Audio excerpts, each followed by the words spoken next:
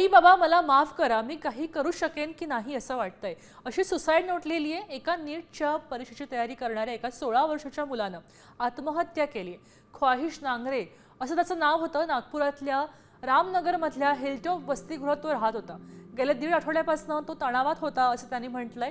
आपल्या चिठ्ठीत त्याने लिहिलंय, आई पप्पा मला सगळं काही तुम्ही वेळेवर दिलं आणि त्याबद्दल धन्यवाद असा उल्लेखही त्याने चिठ्ठीमध्ये केला होता।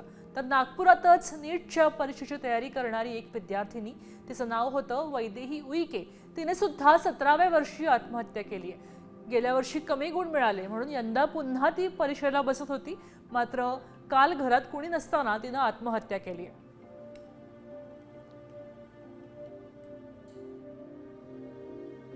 साहजिकपणे कसं आहे की दोन्ही पालक आजकाल जॉबमध्ये असतात, बिझी असतात, पण आपण एक क्वालिटी टाईम म्हणतो की अर्धा पाऊण तास जरी आपण आपल्या कुटुंबियांसोबत देऊ शकत असू आणि त्यात चांगला संवाद होत असेल तर आपल्याला त्यात अंदाज येऊ शकतो। अशा वेळी आपण त्यांच्याशी मुक्तपणे त्यांच्याशी संवाद करणं किंवा तसं वातावरण त्यांना देणं की ते आपल्याशी बोलू शकतील, असं जर आपण त्यांना उपलब्ध करू दिलं तर अशा घटना आपण टाळू शकू।